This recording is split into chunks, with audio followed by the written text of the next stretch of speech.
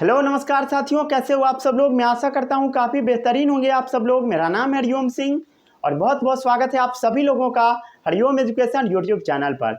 आज मैं क्लास 9 का एक नया चैप्टर नंबर 10 ग्रेविटेशन स्टार्ट कराने जा रहा हूं। ये चैप्टर बहुत इंपॉर्टेंट चैप्टर है और थोड़ा लंबा चैप्टर है। इस चैप्टर को हम लोग 2 पार्ट्स में कंप्लीट करेंगे। सबसे पहले हम लोग ग्रेविटेशन पढ़ेंगे, फिर हम लोग फ्लोटेशन पढ़ेंगे। इस चैप्टर को काफ़ी डिटेल में हम लोग पढ़ेंगे और बहुत सारा क्वेश्चन भी करेंगे। जल्दी जल्दी पढ़ने से कोई फ़ायदा नहीं है, आराम से हम लोग काफ़ी डिटेल में जाके पढ़ेंगे। ठीक है, आज के लेक्चर में हम आपको बताएंगे बेसिक्स। ठीक है, आखिर ग्रेविटेशन होता क्या है, यूनिवर्सल लॉ ऑफ ग्रेविटेशन, इसके बारे में हम लोग डिस्कस करेंगे। फिर हम लोग देखेंगे gravitational force between two bodies, दो बॉडीज के बीच में कैसे ग्रेविटेशनल फोर्स लगता है। फिर हम लोग देखेंगे characteristics of gravitational force, gravitational force का क्या क्या कैरेक्टरिस्टिक्स है। फिर हम लोग देखेंगे इंपॉर्टेंस, आखिर ये जो यूनिवर्सल लॉ ऑफ ग्रेविटेशन हम लोग पढ़ते हैं, क्या इसका डेली लाइफ में इंपॉर्टेंस है, यहाँ से क्वेश्चन एग्जाम में आता है। ठीक है, और बहुत सारा हम लोग क्वेश्चन भी करेंगे। ठीक है, वो सीटी बजाने वाले आते हैं ना, वही थे। चलिए आगे बढ़े अब हम लोग। ठीक है, आगे बढ़ते हैं। चलिए इस चैप्टर को शुरू करते हैं। ये सब चीज़ आज मैं आपको पढ़ाऊंगा। चलिए शुरू किया जाता है ये चैप्टर।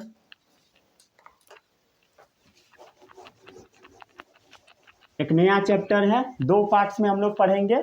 सबसे पहला पार्ट रहेगा ग्रेविटेशन। ठीक है, आज हम लोग उससे रिलेटेड कुछ कुछ क्वेश्चन भी करेंगे, अच्छा क्वेश्चन करेंगे।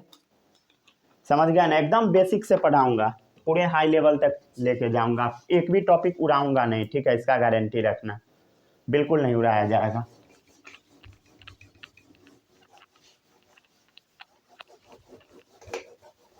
चलो शुरू करते हैं इस लेक्चर को अब हम लोग।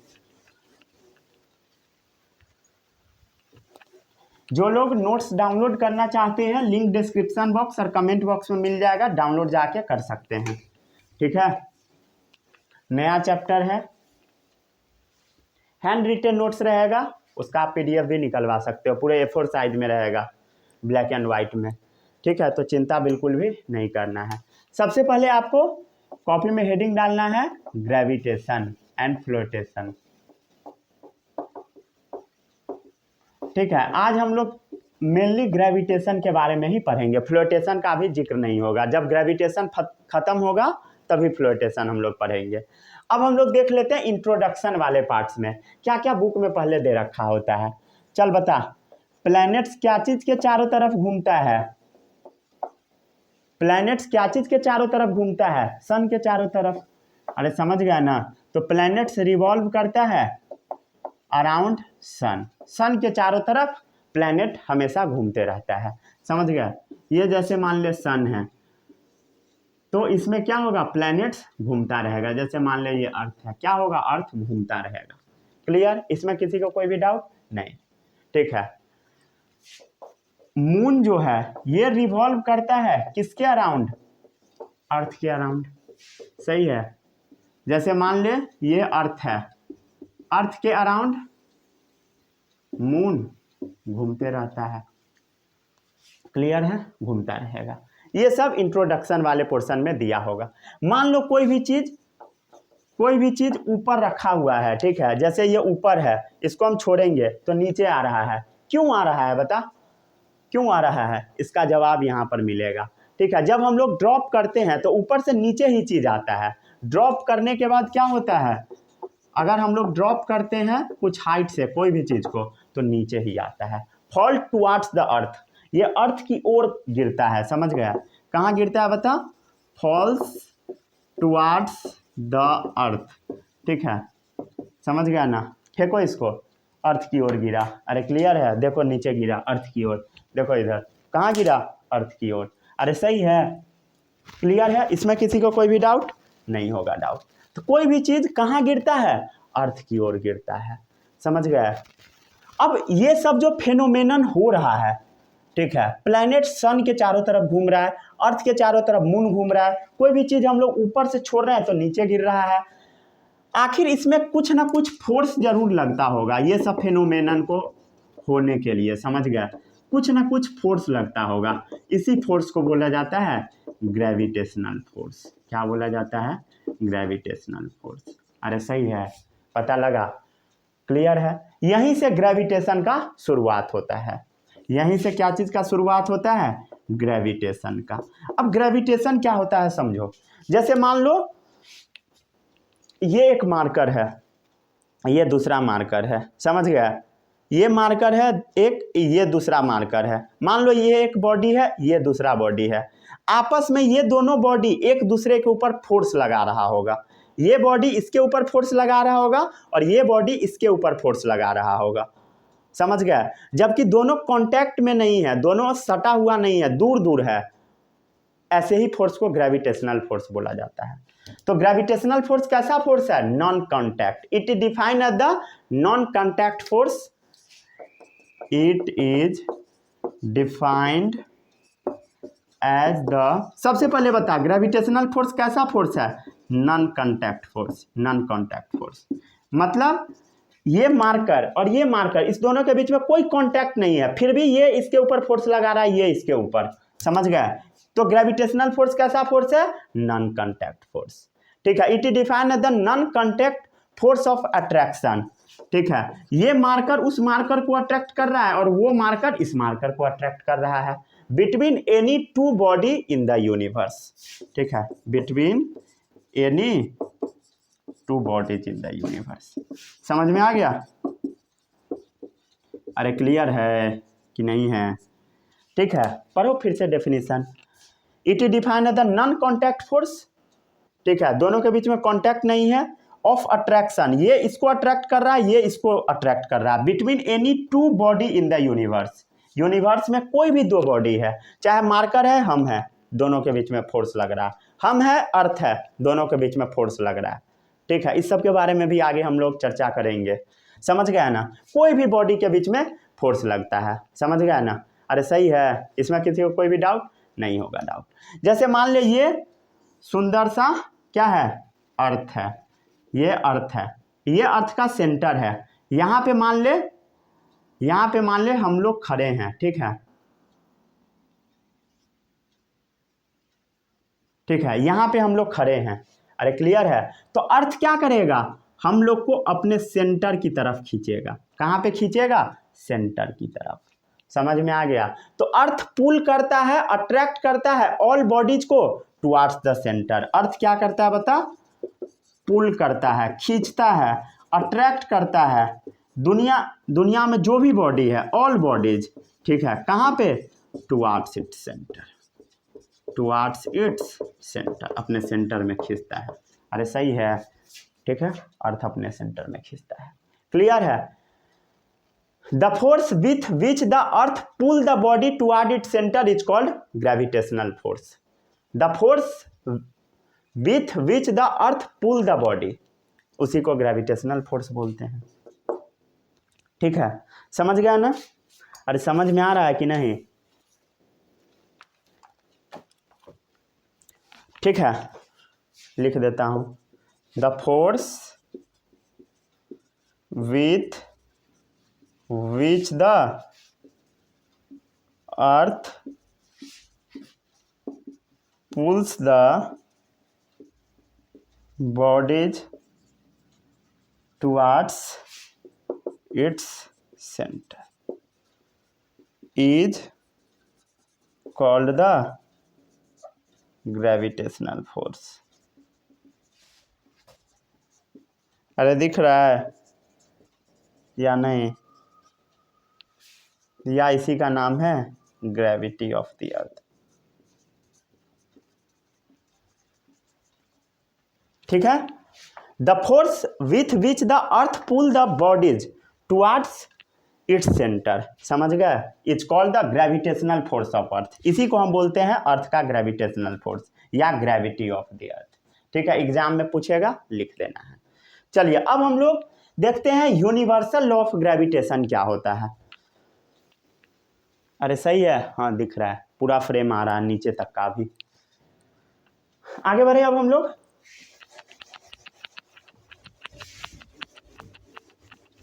अब हम लोग पढ़ते हैं यूनिवर्सल लॉ ऑफ ग्रेविटेशन।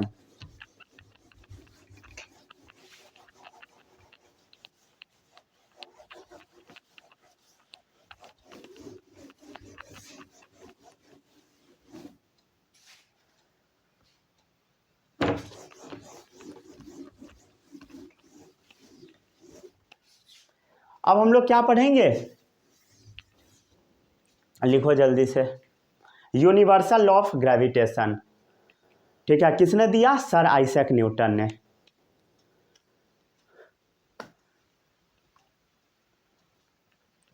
आगे बढ़े, बोर्ड ही भीग जाता है। यूनिवर्सल लॉ ऑफ ग्रेविटेशन,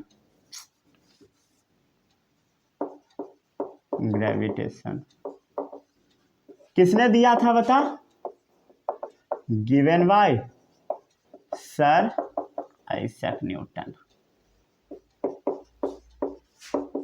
ठीक है, आइजैक न्यूटन सर ने दिया था। इस लॉ में कहा क्या गया, इसको ध्यान से समझिएगा।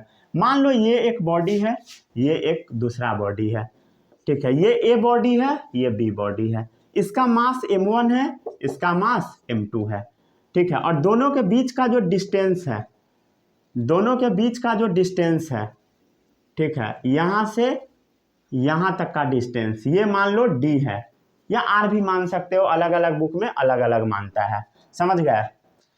तो जो फोर्स इस दोनों बॉडी के बीच में लगेगा, ठीक है, जो फोर्स इस दोनों बॉडी के बीच में लगेगा, ठीक है, अट्रैक्शन फोर्स, वो फोर्स जो होता है वो डायरेक्टली प्रोपोर्शनल होता है प्रोडक्ट ऑफ देयर मासेस।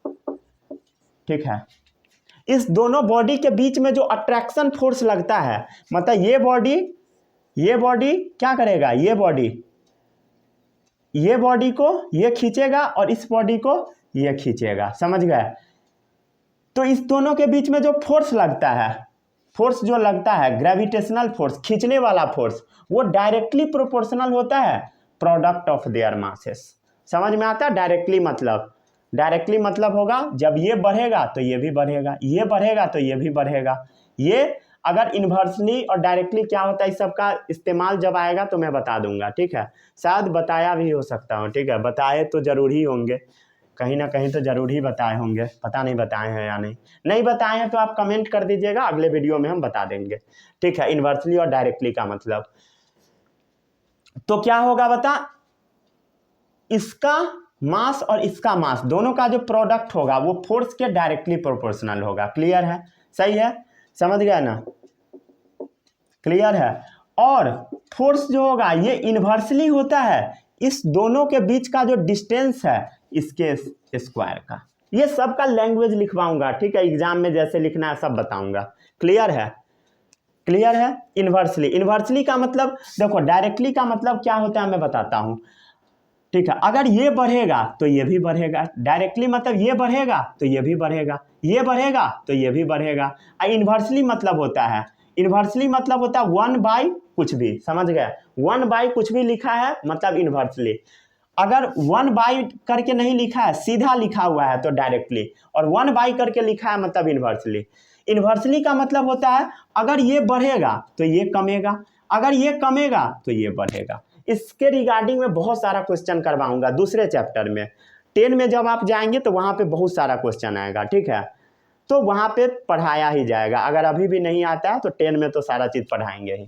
ठीक है, मान लो ये इक्वेशन नंबर 1 है, ये इक्वेशन नंबर 2 है, दोनों इक्वेशन को कंबाइन करो, कंबाइनिंग इक्वेशन 1 एंड इक्वेशन 2।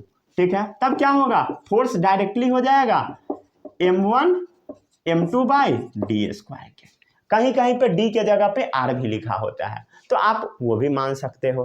अरे सही है कि नहीं है, सही, क्लियर है, अरे सही है ना। ठीक है, और एक चीज और होता है, क्या होता है वो समझो, ये जो डायरेक्टली का सिंबल है इसको हटा दिया जाता है। जब डायरेक्टली का सिंबल हटता है तो यहाँ पे ना कोई कांस्टेंट आ जाता है, जैसे g यहाँ पे कांस्टेंट है, इंटू m1 m2 तो वही रहेगा अपॉन डी स्क्वायर वही रहेगा, लेकिन जब भी डायरेक्टली का सिंबल हटता है एक कांस्टेंट आ जाता है। अरे क्लियर है, मतलब इस g का कुछ ना कुछ वैल्यू होगा, क्या वैल्यू होगा देखते हैं अब हम लोग।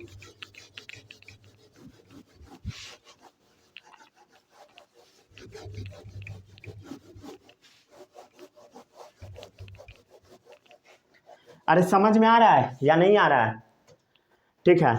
अब जी का वैल्यू देखो, जहाँ पे जी बराबर होता है 6.67 इंटू 10⁻11, क्या होता है 6.67 इंटू 10⁻−11, समझ गया ना। अब जी का यूनिट क्या होगा, ऐसा यूनिट हम लोग कैलकुलेट करते हैं। जी बराबर क्या होगा बता, जी बराबर एफ इंटू डी स्क्वायर, अरे होगा ना F into D square, F into D square by m1 into m2 होगा। अरे बता ना, फोर्स का यूनिट क्या होता है न्यूटन, डी क्या है डिस्टेंस, मतलब डी स्क्वायर मतलब metre square, distance into distance का स्क्वायर मीटर स्क्वायर। मास का यूनिट क्या होता है केजी इंटू केजी, मतलब जी का यूनिट क्या होगा न्यूटन मीटर स्क्वायर पर केजी स्क्वायर, समझ में आया। तो जी का यूनिट क्या होगा बता, न्यूटन मीटर स्क्वायर पर केजी स्क्वायर। अरे सही है, याद रहेगा, सभी लोगों को याद रहना चाहिए। ये जो जी है इसको बोला जाता है यूनिवर्सल ग्रेविटेशनल कांस्टेंट। अरे सही है, इसमें किसी को कोई भी डाउट नहीं होगा। डाउट, यूनिवर्सल ग्रेविटेशनल कांस्टेंट का जो वैल्यू है, value does not depend on, इसका वैल्यू क्या चीज पर डिपेंड नहीं करता, इसके बारे में एग्जाम में आता है।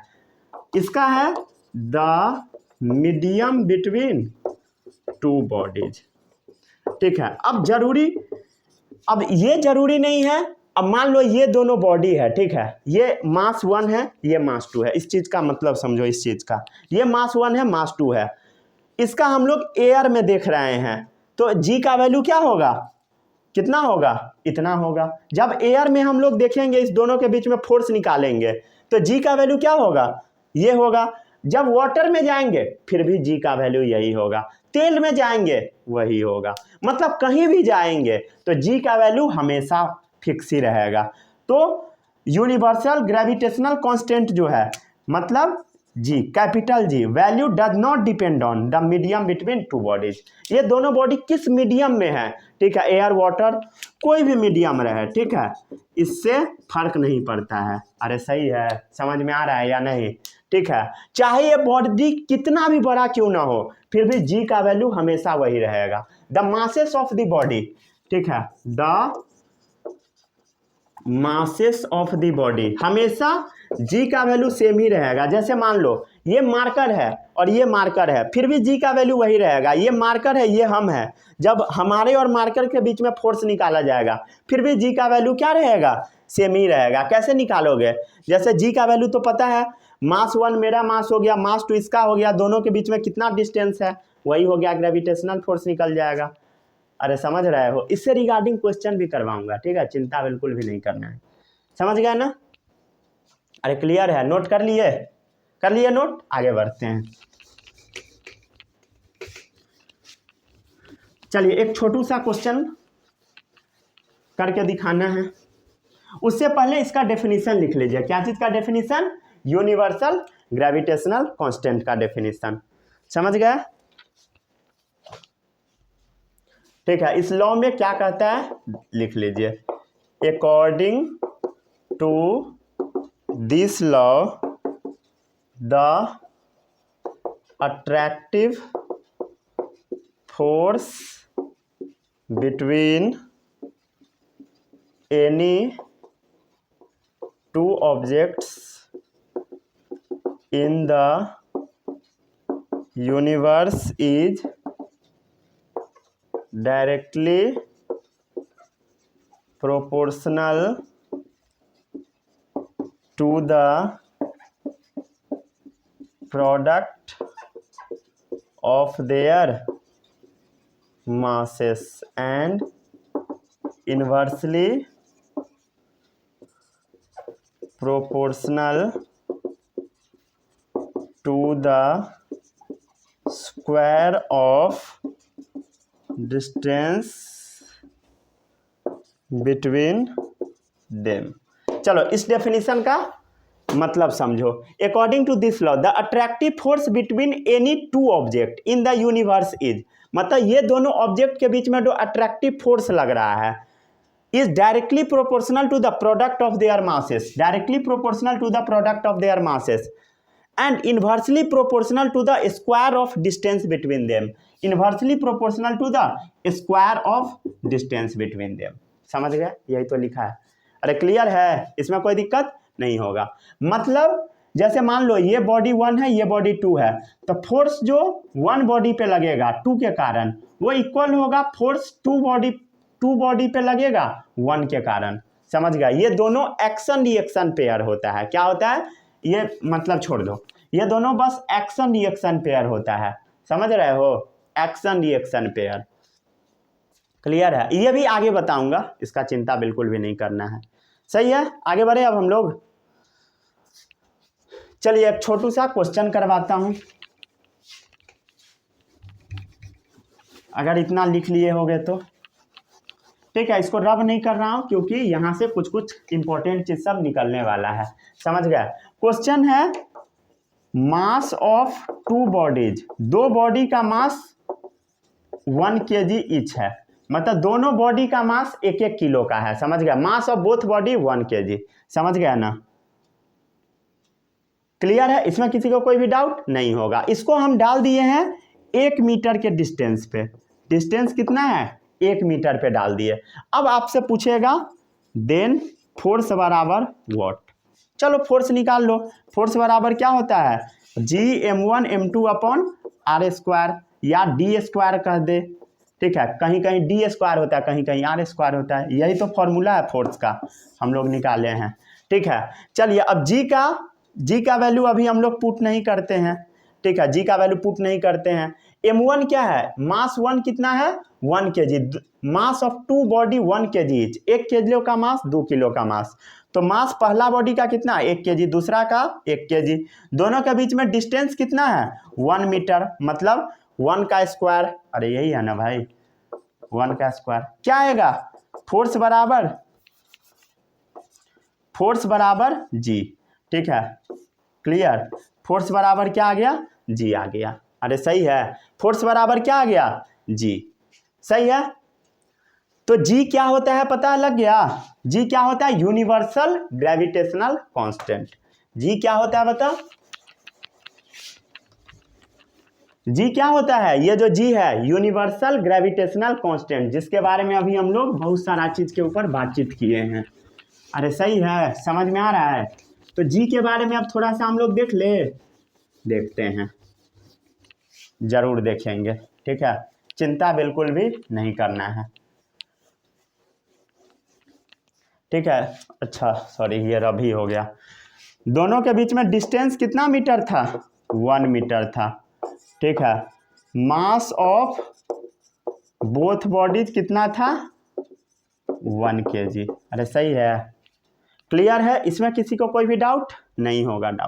अरे डाउट है तो पूछ सकते हैं आप। सही है, ठीक है। अब फोर्स बराबर जी आ गया। फोर्स बराबर क्या आ गया? जी। जी ही तो क्या होता है बता? यूनिवर्सल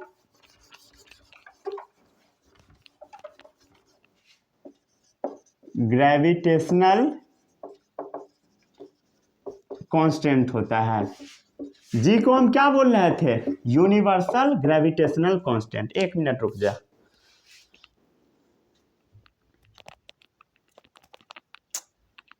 निकल यार।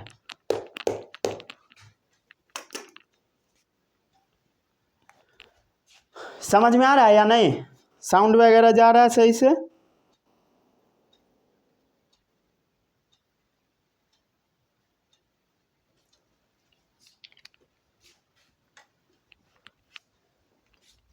साउंड वगैरह जा रहा है ना ठीक ठाक?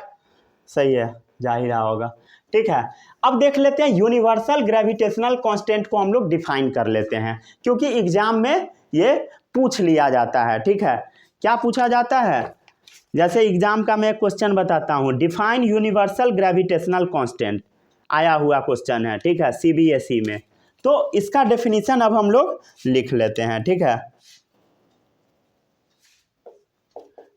It is defined as the gravitational force between 2 objects of unit mass is separated by a unit distance. अरे यही जो लिखे हैं अभी हम लोग बनाए हैं, यही लिखवा रहा हूँ लैंग्वेज में, समझ गए ना। From each other placed anywhere in space. इसका मतलब पहले समझने का कोशिश कीजिए, ठीक है, समझने का कोशिश कीजिए। यूनिवर्सल ग्रेविटेशनल कांस्टेंट क्या होता है, इसका मतलब समझो। मतलब जी क्या होता है बता। ग्रेविटेशनल फोर्स जी के बराबर कब इक्वल होता है बता। Gravitational force universal gravitational constant और फोर्स कब बराबर होता है, जब दोनों ऑब्जेक्ट का मास 1 kg होता है। 1 kg मतलब समझ में आता है, यूनिट मास, ठीक है। 1 मीटर मतलब समझ में आता है, यूनिट डिस्टेंस। अरे सही है, ठीक है। अगर दो ऑब्जेक्ट का मास 1 kg है और दोनों के बीच में 1 मीटर का डिस्टेंस है, तब क्या होगा, यूनिवर्सल ग्रेविटेशनल कांस्टेंट और फोर्स बराबर हो जाएगा। वही लिखा हुआ है यूनिवर्सल ग्रेविटेशनल कांस्टेंट का definition. It define the gravitational force between two object of unit मास, ठीक है। दो ऑब्जेक्ट का मास यूनिट होना चाहिए, each separated by a unit distance, दोनों 1 मीटर के डिस्टेंस से सेपरेट होना चाहिए। From each other placed anywhere in space, कहीं भी रख दो, उसी को हम क्या बोलते हैं, जी। अगर कोई जी का डेफिनेशन पूछेगा बता दोगे, बता देना है। चल बता ऐसा यूनिट क्या होगा जी का, अभी हम लोग निकाले हैं, न्यूटन मीटर स्क्वायर पर केजी स्क्वायर। भूल गए, अरे क्या होता है बता, फोर्स का formula G m1 upon D square. सही है, इसमें किसी को कोई भी डाउट नहीं होगा। जी बराबर क्या होगा, force into D square upon m1 into m2। अरे सही है, फोर्स का यूनिट क्या होगा, न्यूटन, डिस्टेंस का यूनिट क्या होगा, डी मीटर, ठीक है, और डिस्टेंस स्क्वायर है तो मीटर स्क्वायर। मास का यूनिट क्या होगा, केजी इंटू केजी। आ गया, न्यूटन मीटर स्क्वायर पर केजी स्क्वायर। अरे सही है, क्लियर है, तो यही है यूनिट। अब अगर कोई बोलेगा सीजीएस यूनिट क्या होगा, सीजीएस यूनिट मतलब छोटू सा यूनिट। न्यूटन का सीजीएस यूनिट क्या होता है बता, फोर्स का डायन। क्या होता है बता, डायन। अरे सही है, इसमें किसी को कोई भी डाउट नहीं होगा। तो फोर्स का छोटू सा यूनिट क्या होता है, डाइन। मीटर का क्या होता है, सेंटीमीटर, और स्क्वायर है तो सेंटीमीटर स्क्वायर। केजी का क्या होगा, ग्राम स्क्वायर। अरे सही है, इसमें किसी को कोई भी डाउट नहीं होगा।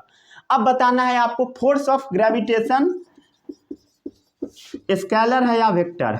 अरे भाई फोर्स आ गया तो फोर्स क्या, वेक्टर, तो ये भी क्या होगा, वेक्टर क्वांटिटी। सही है, ठीक है। चलिए इसको जल्दी से नोट डाउन कीजिए। सही है, आगे बढ़े, रब कर दूं, चलिए रब कर देते हैं।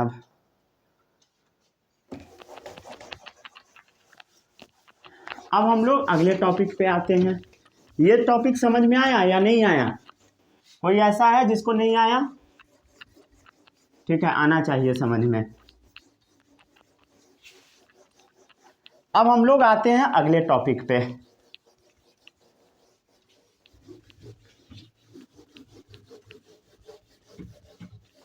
ठीक है, अगले टॉपिक पे आते हैं।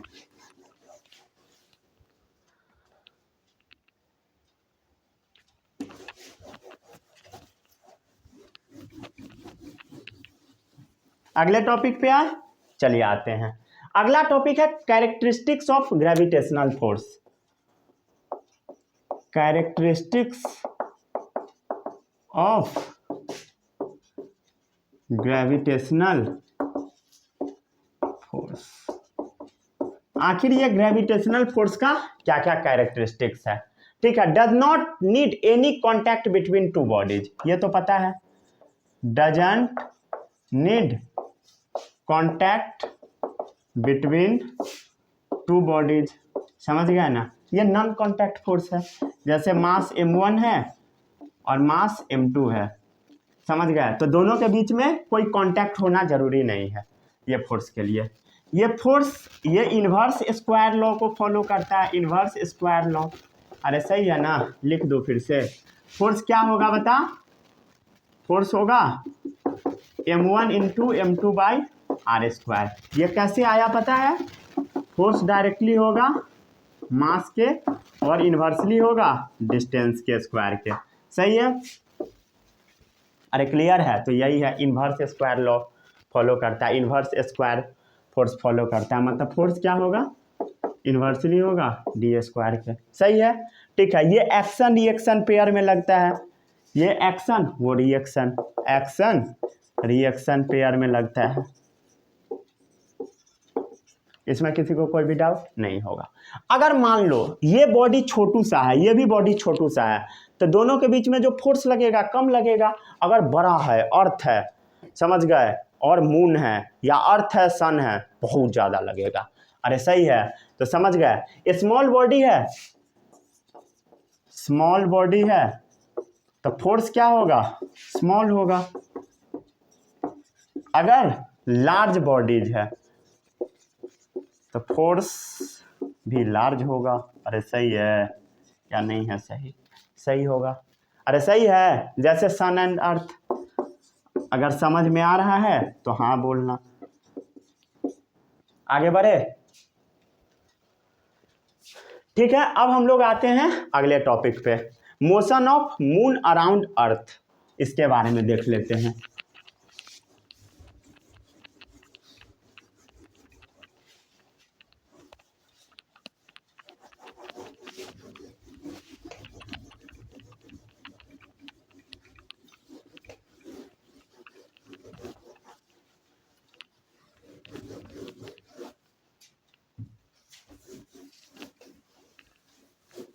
ठीक है। अगला टॉपिक क्या है बता? Motion of moon around the earth and centripetal force. ठीक है। ये एक छोटू सा टॉपिक है, इसको अब हम लोग समझ लेते हैं। अरे क्लियर है? क्लियर है? इसमें किसी को कोई भी डाउट नहीं होगा। जैसे मान लो आप हाथ में एक थ्रेड ले लिए, ठीक है, थ्रेड ले लीजिए, थ्रेड के अगले हिस्से पे क्या बांध दीजिए? पत्थर बांध दीजिए। धागा लीजिए, धागा के अगले हिस्से पे पत्थर बांध दीजिए, एक इंड वाले छोर पे। जब धागा को आप नचाओगे तो क्या होगा? अरे बता ना, जब धागा को नचाओगे, पत्थर जब नाचने लगेगा तो क्या होगा? पत्थर जो है ना, पत्थर उसको आप अपने तरफ खींच रहे हो और पत्थर गोल गोल नाच रहा है। थ्रेड में जब आप पत्थर बांध दोगे, जब उसको आप नचाओगे, अरे सही है, जब आप उसको नचाओगे तो क्या होगा? क्या होगा बता? वो जो पत्थर है, जब आप अपने तरफ उसको खींचने का कोशिश करोगे, पत्थर है, धागा है, जब आप उसको अपने तरफ खींचने का कोशिश करोगे, वो अपने आप गोल गोल घूमने लगेगा। जो आप अपने तरफ खींचने का कोशिश करोगे, इसी को बोला जाता है सेंट्रीपिटल फोर्स। आप अपने तरफ उसको फोर्स लगा रहे हो और वो गोल गोल घूम रहा है, यही है सेंट्रीपिटल फोर्स। इसका मतलब समझो। जैसे मान लो यहाँ पर आप खड़े हो और आप पत्थर को गोल गोल नचा रहे हो। अरे सही है। ये जैसे मान लीजिए स्टोन है, ये पत्थर क्या हो रहा है? गोल गोल घूम रहा है। अरे सही है? क्लियर है? पत्थर क्या हो रहा है बता? गोल गोल घूम रहा है। आप यहाँ पे खड़े हो, ठीक है, आप यहाँ पे खड़े हो और पत्थर लगातार गोल गोल घूम रहा है। ये पत्थर जो अंदर की तरफ, पत्थर का जो अंदर की तरफ फोर्स लग रहा है, इसी को बोला जाता है सेंट्रीपिटल फोर्स। Centripetal force. अरे सही है। और ये पत्थर इस डायरेक्शन में मूव कर रहा होगा। जब यहाँ पे आएगा पत्थर तो ऐसे मूव करेगा। हमेशा ये टेंजेंट बनाता है। क्या बनाता है?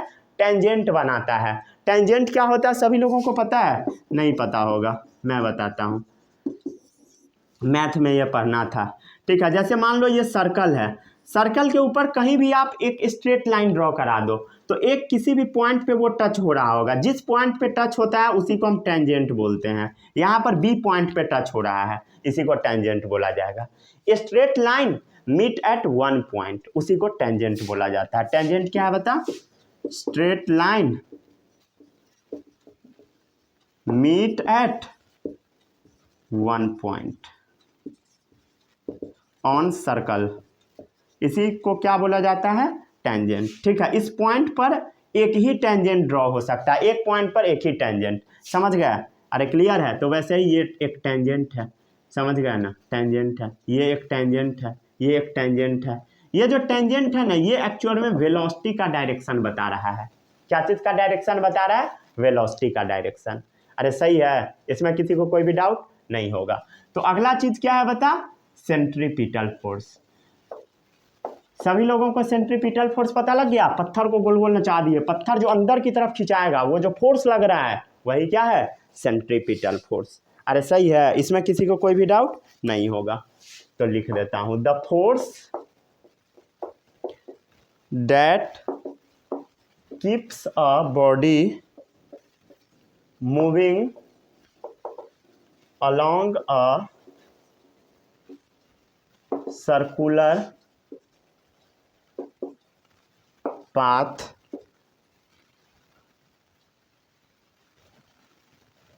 and responsible for the changes in direction of velocity is called centripetal force. Centripetal force. अरे सही है, समझ में आ रहा है? पढ़ो, the force that keep a body moving along the circular path. ये जो ऑब्जेक्ट है ये सर्कुलर पाथ पर घूम क्यों रहा है? क्योंकि इसके अंदर में सेंट्रीपिटल फोर्स लग रहा है। The object that keeps a body moving along the circular path and responsible for change in the direction of velocity. और वेलोसिटी का डायरेक्शन लगातार चेंज हो रहा है। क्यों हो रहा है? सेंट्रीपिटल फोर्स के कारण। अरे सही है, क्लियर है? अगर जीरो हो जाएगा तो सीधे ऑब्जेक्ट फेंका जाएगा सीधा, समझ गया ना? क्लियर है, इसमें किसी को कोई भी डाउट नहीं होगा। डाउट, ये फोर्स एक्चुअल में ना सेंटर की तरफ आ रहा है, सेंटर सीकिंग फोर्स है। कैसा फोर्स है बता? Centre seeking. अरे सही है, इसमें किसी को कोई भी डाउट नहीं होगा। क्लियर है? अरे क्लियर है ना? इसमें किसी को कोई भी डाउट नहीं होगा।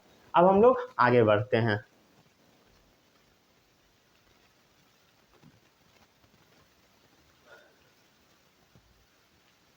ठीक है, चलो अब सेंट्रीपिटल फोर्स का कॉन्सेप्ट कहाँ हम लोग लगाएंगे वो देखो। सेंट्रीपिटल फोर्स क्या होता है पता लग गया? ये जो सेंटर सीकिंग फोर्स है इसी को सेंट्रीपिटल फोर्स बोलते हैं। अब हम देख लेते हैं कि मून और अर्थ के बीच में कैसे सेंट्रीपिटल फोर्स लगता है। ठीक है, एग्जाम्पल हो गया motion of moon around the earth. ठीक है, इसका एग्जाम्पल क्या है? Motion of moon around the earth. कैसे समझते हैं हम लोग? ठीक है, एक डायग्राम के थ्रू जब समझेंगे तब समझ में आएगा। जैसे मान लो ये हमारा अर्थ है, अरे क्लियर है, और यहाँ पे मून घूम रहा है। ठीक है, जैसे मान ले ये है मून, मून छोटा होता है, अर्थ बहुत ज़्यादा बड़ा होता है। अरे क्लियर है, और मून क्या हो रहा है? घूम रहा है लगातार गोल गोल। ठीक है, ये इसका टेंजेंट हो गया, हर पॉइंट का टेंजेंट ऐसा ड्रॉ होगा। अरे सही है, क्लियर है, इसमें किसी को कोई भी डाउट नहीं होगा। हर पॉइंट पे अलग अलग टेंजेंट होगा। अरे सही है, इसमें किसी को कोई भी डाउट है? नहीं होगा डाउट। ठीक है, तो अर्थ जो है क्या कर रहा है? मून को अपने तरफ खींच रहा है। अर्थ क्या कर रहा है? अर्थ का मास बहुत ज़्यादा बड़ा। जैसे हम लोग पत्थर को क्या कर रहे थे? पत्थर गोल गोल क्यों घूम रहा था? क्योंकि पत्थर को हम अपने तरफ खींच रहे हैं, सेंट्रीपिटल फोर्स लगा रहे हैं, जिसके कारण पत्थर गोल गोल घूम रहा है। अरे क्लियर है, जब हम लोग पत्थर को अपने तरफ खींचना छोड़ देंगे, क्लियर है, तो पत्थर गोल गोल घूमना बंद कर देगा। वैसे ही ये जो अर्थ है इस मून को ना अपने तरफ खींच रहा है, जिसके वजह से ये मून गोल गोल घूम रहा है। समझ में आ रहा है? इसी को बोलते हैं सेंट्रीपिटल फोर्स। अगर अर्थ खींचना बंद कर देगा मून फेंका जाएगा। अरे सही है, क्लियर है? तो motion of moon around the earth क्या चीज की वजह से हो रहा है? सेंट्रीपिटल फोर्स की वजह से। अगर सेंट्रीपिटल फोर्स बंद हो जाएगा तो मून भी चारों तरफ रिवॉल्व करना बंद कर देगा। ठीक है, ये क्यों हो रहा है पता लग गया? Force of attraction of earth की वजह से। इसमें किसी को कोई भी डाउट नहीं होगा। डाउट क्लियर है? समझ गए ना। तो ग्रेविटी का पुल हो रहा है, अर्थ का जो ग्रेविटी है, ग्रेविटेशनल फोर्स, इसको लगातार खींचे जा रहा है, इसी के वजह से गोल गोल घूमता है। Pull of gravity that changes the path of the moon. समझ गया ना, इसमें किसी को कोई भी डाउट नहीं होगा। साउंड जा रहा है सही से, घरघरा तो नहीं रहा ना। चलिए आगे बढ़े। Pull of gravity that changes the path of the moon. समझ गया, pull of gravity that changes the path of the moon. अरे सही है, समझ गया, क्लियर है। इसमें किसी को कोई भी डाउट नहीं होगा, कोई भी डाउट। अगर एक भी डाउट है तो आप कमेंट करके हमसे पूछ सकते हैं। क्लियर है।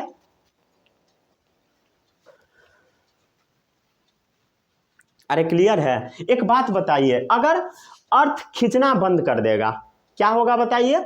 अर्थ मान लेते हैं इस मून को अपने तरफ खींचना बंद कर देगा, तब क्या होगा, मून सीधे लंबे रास्ते पर फेंका जाएगा, मून ऐसे ट्रेवल करने लगेगा। ठीक है, path of moon would naturally take. समझ गया, path of moon would naturally ऐसा होगा। अरे समझ गया, नेचुरली अगर हम देखेंगे तो इसी पाथ पे आएगा, यही पाथ पे सीधा फेंका जाएगा। अरे सही है, क्लियर है, पूरा फ्रेम में आ रहा है ना, सही है। आगे बढ़े, अब हम लोग आगे बढ़ते हैं। अब हम देख लेते हैं ये जो यूनिवर्सल लॉ ऑफ ग्रेविटेशन है, इसका क्या कुछ इंपॉर्टेंस है, या ऐसे ही हम लोग पढ़ लिए हैं। इसका इंपॉर्टेंस जरूर है। क्लियर है, चलिए अब हम लोग समझते हैं इसका इंपॉर्टेंस क्या है।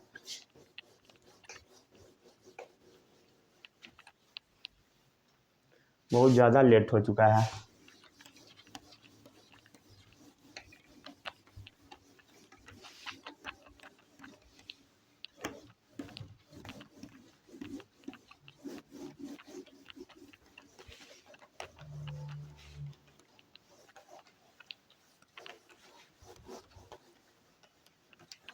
आगे बढ़े या नहीं, बढ़ते हैं आगे। अब हम लोग आगे बढ़ते हैं। अब हम देख लेते हैं यूनिवर्सल लॉ ऑफ ग्रेविटेशन का इंपॉर्टेंस क्या है। यूनिवर्सल लॉ ऑफ ग्रेविटेशन का इंपॉर्टेंस क्या है, ये क्वेश्चन एग्जाम में पूछा जाता है 5 नंबर का। समझ गए, तो इसको याद कर लीजिएगा। समझ गया, सबसे पहला क्या है बताइए, motion of moon around the earth. ठीक है, अर्थ के चारों तरफ जो मून घूमता है किसके वजह से, इसी के वजह से। ठीक है, motion of planet around the sun. ठीक है, motion of planets around the sun. अरे क्लियर है। तीसरा लिखो, the force that bind us to earth. The force that binds us to earth. ठीक है, ग्रेविटेशनल फोर्स के कारण ही हम लोग अर्थ पे रह पाते हैं। Flow of water in river. ठीक है, flow of water in river, नदी जो चलती है, ठीक है, नदी जो बहती है due to gravitational force. Gravitational force of the earth on water. समझ गया, इसी कारण से नदी चल पाती है। Gravitational force of earth on water, इसी कारण से नदी चल पाती है। अरे सही है, gravitational force of earth is responsible for holding the atmosphere. समझ गया, gravitational force of earth is responsible for holding the atmosphere. ठीक है, एटमॉस्फेयर को होल्ड करके रखने का रिस्पॉन्सिबिलिटी किसका है, ग्रेविटेशनल फोर्स का। ठीक है,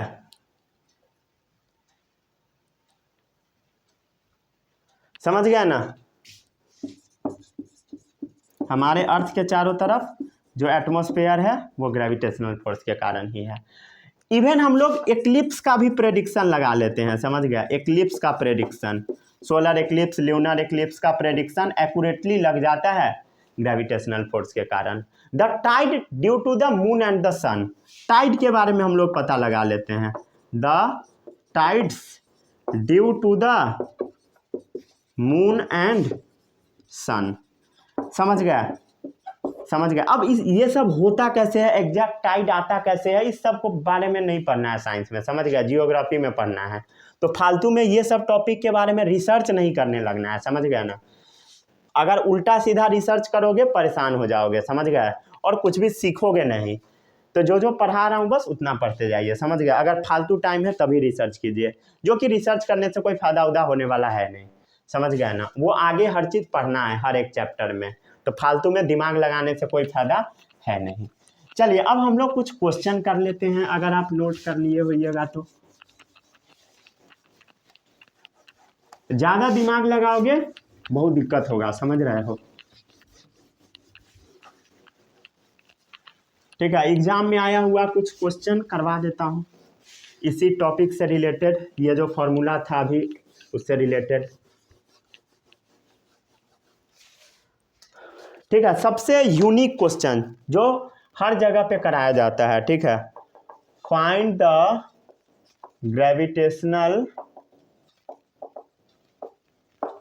force between earth and an object of 2 kg mass placed on its surface। चलो लिख देता हूँ, इसमें दिया हुआ है मास ऑफ अर्थ दे रखा है 6 × 10⁻24 kg, और रेडियस जो अर्थ का है वो है 6.4 × 10⁻6 मीटर। चलो इसको जल्दी से करके दिखा दो। क्या है question, find the gravitational force between earth and an object of mass 2 kg। अर्थ का मास है m1 और ऑब्जेक्ट का मास है m2, 2 kg का अर्थ का मास ये है, समझ गया। प्लेस्ड ऑन इट सरफेस, इसके सरफेस पे रखा हुआ है, आपको डिस्टेंस पता ही है।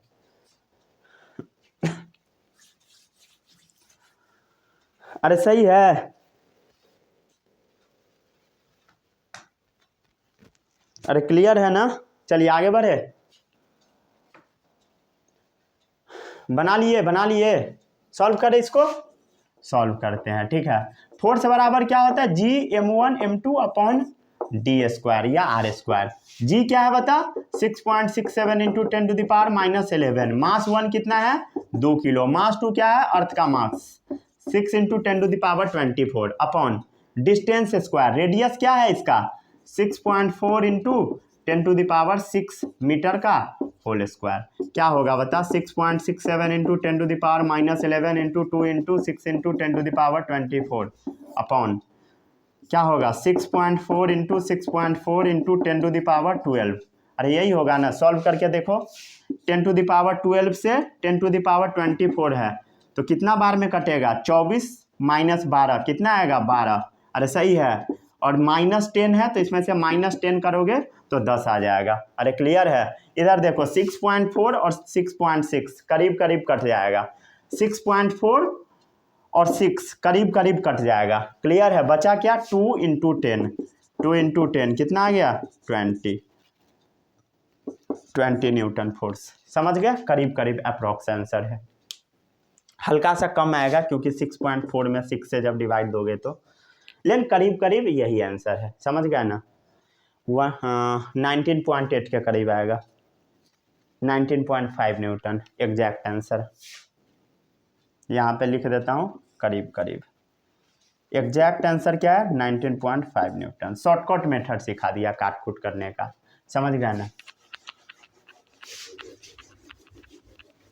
आई होप बन ही गया होगा, अगर नहीं बना है तो गंदी बात है, समझ रहे हो। चलिए नोट कर लिए होगे, अब अगला क्वेश्चन देता हूँ। करके दिखाइए, तब तक मैं क्वेश्चन लिखता हूँ। तब तक आप नीचे वाला नोट कर लीजिए अगर नहीं किए हैं तो। ठीक है, लिख देता हूँ question. The mass of the earth is 6 × 10⁻24 kg। याद रखना है सभी लोगों को। And that of the moon is 7.4 × 10⁻22 kg।